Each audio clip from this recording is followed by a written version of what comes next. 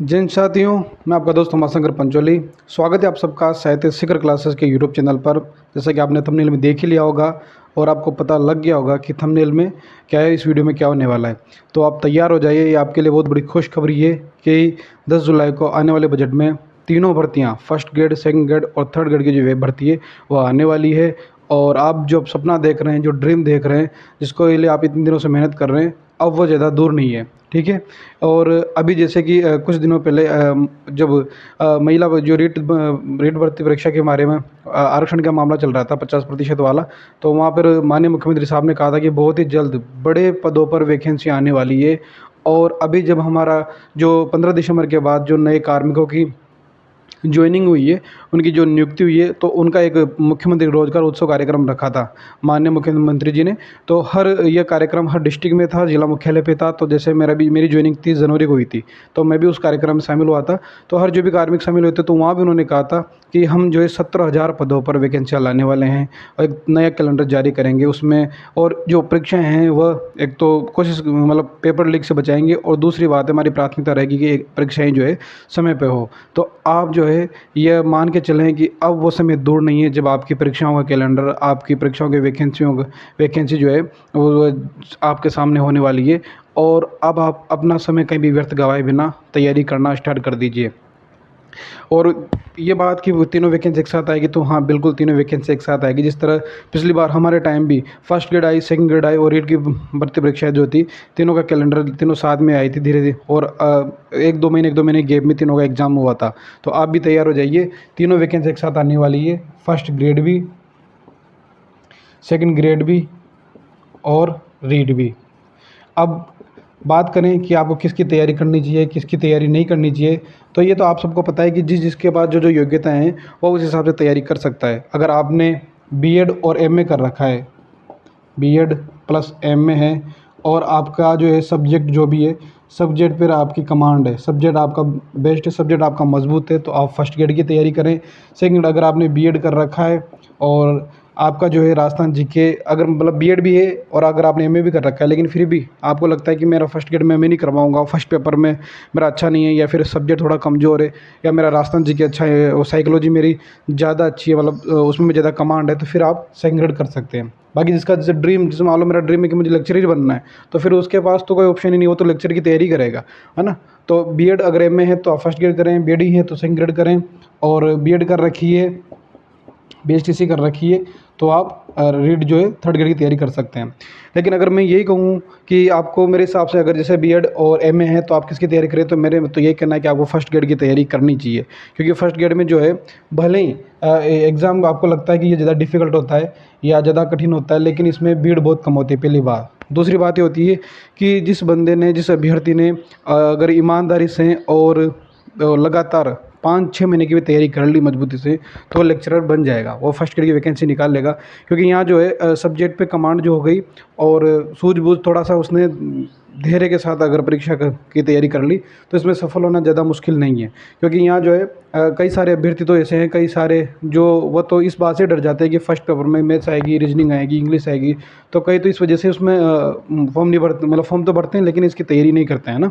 लेकिन जो ये हिम्मत कर ले कि ठीक है मैं इनको इग्नोर कर दूंगा या इनको छोड़ दूंगा और अपने सब्जेक्ट पे से कमांड करूंगा, और उस पर मैं जो इधर नुकसान होने वाला है, इधर जो मैं इंग्लिश नहीं करूँ और इधर मान लो मैथ्स नहीं करूँगा, तो इधर लेकिन इस सब्जेक्ट में ज़्यादा अच्छे अंक ला के आके उसकी पूर्ति कर लूँगा, तो उसे फर्स्ट ग्रेड की तैयारी करनी चाहिए। और ये आपके पास बहुत ही बड़ा शानदार अवसर होने वाला है। तो मेरा यही कहना है कि अब समय को व्यर्थ ना गंवाएं, बहुत जल्द आपके सामने तीनों वैकेंसी आपके सामने होगी, और आपका जो ड्रीम है, आपका जो सपना है, उसे पाने के लिए आप जो इतने दिनों से मेहनत कर रहे हैं वो कंप्लीट होने वाला है। तो मेरा यही कहना है कि बस कुछ चीज़ें जीवन में उतार लीजिए, और उन चीज़ों के साथ जैसे कि धैर्य रखना, अनुशासन में रहना, और बिना किसी द्वंद्व भटकाओं से इधर उधर भटकने के बजाय अब सटीक रूप से रणनीति बनाइए और तैयारी करना स्टार्ट कर दीजिए। जो भी बिना किसी द्वंद्व के तैयारी करेगा, और जैसे मान लो कोई फर्स्ट बार दे रहा है, वो ये सोचे कि सर मेरा फर्स्ट बार में सिलेक्शन हो सकता है, तो हो सकता है। इसका अगर आप उदाहरण के तौर पे देखें तो मुझे देख सकते हैं। अगर आप सोचे कि मैंने 5 बार दे लिया है, 6 बार दे लिया, लेकिन मेरा सिलेक्शन नहीं हो रहा, तो क्यों ना इस बार और कोशिश की जाए, है ना। इस बार और कोशिश की जाए, इस बार सिलेक्शन श्योर हो जाएगा अगर आप ईमानदारी से मेहनत कर रहे हैं तो, ठीक है। असफलता मिलती है तो इस असफलता का मिलना का ये मतलब ये नहीं है कि आप सफल नहीं हो पाएंगे। कहते हैं ना कि जो चाबियों का जो गुच्छा होता है उसमें आखिरी गुच्छे की आखिरी चाबी भी ताले को खोल सकती है। तो वही बात है, आप लग जाइए, मेहनत करना स्टार्ट कर दीजिए और अभी से शुरू कर दीजिए। कई साथियों के मन में तो ये रहता है कि सर शुरू कहाँ से करें। मान लो फर्स्ट ईयर की तैयारी कर रहे हैं, सेकंड ईयर की तैयारी कर रहे हैं, रीट की तैयारी कर रहे हैं। आपको पता है, उन्हें पता है कि ठीक है मुझे रीट की तैयारी करनी है ना, मुझे सेकंड ग्रेड की तैयारी करनी है, मुझे लेक्चर की तैयारी करनी है, लेकिन फिर वो स्टार्ट नहीं कर पा रहे, शुरू कहाँ से करें। तो इनके लिए मैंने कल भी एक वीडियो बनाया था, उस पर कई थी बातें, कविता सुनाई थी, और आज भी उस कविता को मैं आपको सुनाता हूँ।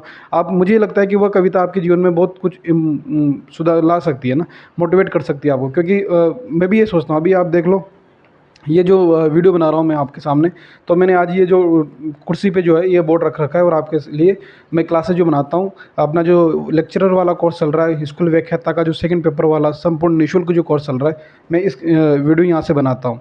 और मैंने आपसे एक ही बात कहा है कि आप उस चीज़ पे फोकस ना करें कि ये डिजिटल बोर्ड नहीं है या फिर आपके पास सर वैसे संसाधन नहीं है जो कि आधुनिक रूप से ज़रूरी है और जिससे कि अच्छी क्लासें हमें मिल सके। लेकिन बस मैं एक बात कहता हूँ कि मैं जो आपको पढ़ा रहा हूँ, जो कंटेंट दे रहा हूँ, वह कंटेंट बेस्ड है ना। भले ये चीज़ें इन चीज़ों से आपको थोड़ी असुविधा हो सकती है, लेकिन कंटेंट से आपको कोई समस्या नहीं आएगी। कंटेंट ऐसा है कि आपको फर्स्ट बार में आपका जो ड्रीम है वो कंप्लीट करवा देगा। तो कंटेंट फोकस करें, संसाधन कैसे हो उस पर जो ध्यान नहीं दें। दूसरी बात है कि शुरू करें। जैसे मान लो मैंने आपके लिए जब सोचा कि क्यों ना मैं कुछ ऐसा करूं बच्चों के लिए, अब नए अभ्यर्थियों के लिए, नई वैकेंसी आने वाली है तो उनके लिए एक नया कोर्स शुरू किया जाए। तो पूरी तरह निःशुल्क कोर्स रखा है, और स्कूल व्याख्याता का और वरिष्ठ अध्यापक का जो कोर्स रखा है हिंदी साहित्य का तो निःशुल्क है ही सही। इसके अलावा बहुत जल्द जो है वैकेंसी आने के बाद फर्स्ट पेपर के लिए भी कुछ टीचर्स लगाएंगे जो फर्स्ट पेपर का भी कोर्स करवाएंगे। बाकी जो बोर्ड है अभी ये 10-15 दिन के बाद बड़ा बोर्ड लाने वाले हैं, और फिर उसके बाद क्लासें थोड़ी रेगुलर रोज़ ज़्यादा क्लासें रखेंगे, और जो रोज़ दे 2 से 3 क्लासें रखने वाले हैं। तो ये है कि भले ही चीज़ें कम हो आपके पास, ठीक है, संसाधन नहीं होंगे। मान लो आपके पास कोई बुक्स नहीं है, आपके पास हो सकता है कि अभी आप कोचिंग ज्वाइन नहीं कर पा रहे हो, मान लो, क्योंकि कई के पास फीस नहीं है, पैसे नहीं होंगे कई के पास। तो जितना है, मान लो आपके पास पुराने नोट्स पड़े तो वहीं से शुरू कर दो। अगर आपको लगता है कि मैं सेल्फ स्टडी कर सकता हूँ तो वहीं से स्टार्ट कर दो। आपको लगता है कि मुझे कोचिंग करनी है, कोचिंग के द्वारा मैं तैयारी स्टार्ट कर सकता हूँ, तो फिर किसी से भी मैनेज कर लो। इस समय आपको कोई मना नहीं करेगा। आप कोशिश करिए, परिवार के सदस्यों से, मित्रों से, किसी से भी कहिए कि मुझे थोड़े पैसों की आवश्यकता है, मेरी वैकेंसी आने वाली है, मुझे तैयारी करनी है, और निकल जाइए, है ना। जो ये आने वाले 5-6 महीने आपके लाइफ के लिए बहुत ही ज़्यादा इंपॉर्टेंट रहने वाले हैं। जिसने इस समय का महत्व समझ लिया, जिसने पूरा जोर लगा लिया, जिसने ठान लिया कि मुझे करना है, वो कर लेगा। और जो इस फालतू चक्कर में रह गया कि नहीं मुझे तो, मेरे तो ये प्रॉब्लम चल रही है, मेरे ये प्रॉब्लम चल रही, तो फिर वो रह गया तो वो रह ही जाएगा। देखो ज़िंदगी जो है ना, अवसर बार बार नहीं देती है। जो अवसर को समझ जाता है वह, उसका सपना जो ड्रीम है वो कर लेता है, कंप्लीट हो जाता है। बाकी जो समझता है कि ठीक है मैं कर लूँगा, जो कल पे छोड़ता है वो इंसान असफल ही होता है, सफल नहीं हो पाता है। दुनिया में जितने भी महान व्यक्ति हुए हैं, जिस भी फील्ड में, जिस भी क्षेत्र में जिन्होंने अच्छा कार्य किया है, वह भले वर्तमान में जैसे शिक्षक का पद हो या जो भी प्रत्येक परीक्षा की तैयारी करने वाला हो, या किसी भी क्षेत्र में कोई भी इंसान अगर अच्छा कार्य कर रहा है तो उससे पूछना कि वह कल पे ज़्यादा ध्यान देता है या वर्तमान में ज़्यादा ध्यान देता है। वो वर्तमान पे ज़्यादा ध्यान देता है, क्योंकि आप अगर आज आप वर्तमान में जियोगे, वर्तमान में काम करोगे, वर्तमान में सुधार करोगे, तो आपका भविष्य जो है अपने आप सही होने वाला है। जो बीत गया उस पर फोकस नहीं करना है। हरिवंश राय बच्चन जी की वो कविता है, जो बीत गई सो बात गई। जो बीत चुका है उसके लिए अभी निराश नहीं होना है कि मैंने तो 6 महीने से तैयारी नहीं की, मेरा तो नुकसान हो गया। तो जो बीत गया वो बीत गया, उस पर जोर नहीं देना, उसका तनाव नहीं लेना है। क्योंकि आप तनाव लोगे तो होगा क्या, नुकसान ही होगा, उससे फ़ायदा तो होने वाला नहीं है। क्यों ना आज नई शुरुआत की जाए, आज से ठान लिया जाए, आज नई रणनीति बनाई जाए, आज अपने जो कमरे को व्यवस्थित किया जाए और किताबों को अपनी व्यवस्थित किया जाए, और टाइम टेबल बना के तैयारी स्टार्ट की जाए कि ठीक है अब आज से मुझे तैयारी स्टार्ट करनी है। और मेरे पास अभी तो वैकेंसी आएगी, उसके बाद फॉर्म भरे जाएंगे, फिर एग्ज़ाम डेट आएगी, फिर उसके बाद जो है आपका एग्ज़ाम होगा। तो आप कम से कम 5-6 महीने तो अपने पास मान के चले। तो इन 5-6 महीनों में जो है आप बहुत कुछ कर सकते हैं। कई साथी बोलते हैं कि सर फर्स्ट ग्रेड की तैयारी के लिए कितना कितना टाइम चाहिए, या सेकंड ग्रेड के लिए कितना चाहिए। तो टाइम जो है कम से कम एक गंभीर अभ्यर्थी के लिए जो अगर निरंतर तैयारी करे धैर्य के साथ, बिना किसी भटकाव द्वंद के, तो 4 से 6 महीने की तैयारी के भीतर वो जो है लेक्चरर बन सकता है, वरिष्ठ अध्यापक बन सकता है, और अपना रीट की जो एग्ज़ाम क्लियर कर सकता है। तो अभी से टाइम टेबल बना लीजिए और तैयारी स्टार्ट कर दीजिए।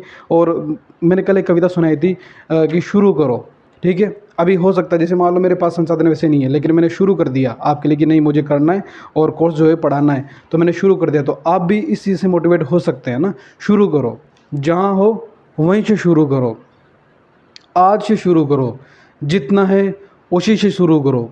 खामियां होगी, शुरू तो करो, ठीक है। अपने लक्ष्य की तरफ चलना शुरू करो। गलतियां होगी तो फिर से शुरू करो, छोटे से शुरू करो, मगर दोस्तों शुरू तो करो। शुरू करोगे तो धीरे धीरे रास्ता नज़र आता जाएगा, शुरू करोगे तो चुनौतियां सामने आएगी, शुरू करोगे तो दिखने लगेगा कि किस तरह चुनौती से पार पाना है। शुरुआत ही सबसे ज़्यादा इंपॉर्टेंट होती है। तो आज की इस वीडियो में हमने बात की है कि नई वैकेंसी आने वाली है, बिना किसी समय को व्यर्थ गंवाएं, उत्साह के साथ, ऊर्जा के साथ लग जाइए कि इस बार तो जो है लेक्चरर बनना है, वरिष्ठ अध्यापक बनना है, रेड त्रिशण अध्यापक का जो सपना कंप्लीट करना है, अपने माता पिता का सपना कंप्लीट करना है और दिखा देना है लोगों को कि हाँ कि मैं भी कुछ कर सकता हूँ, मैं भी समाज का वो हिस्सा हूँ, मैं भी वो व्यक्ति हूँ जिसमें वो कुछ करने का सामर्थ्य है ना। और अभी जो समय चल रहा है, लोगों का, समाज का, जो भी आपसे कुछ भी कह रहे हैं तो उस पर ध्यान नहीं देना है, क्योंकि अंधेरा जितना गहरा होता है, रात जितनी अंधेरी होती है, सितारा उतना ही चमकता है, उतनी ही चमक सितारे में दिखती है। तो ऊर्जा के साथ, नए जोश के साथ लग जाइए, तीनों वैकेंसी आने वाली है और इस बार जो है अपने सपने को कंप्लीट करके रहना है। ठीक है, जय हिंद, जय भारत।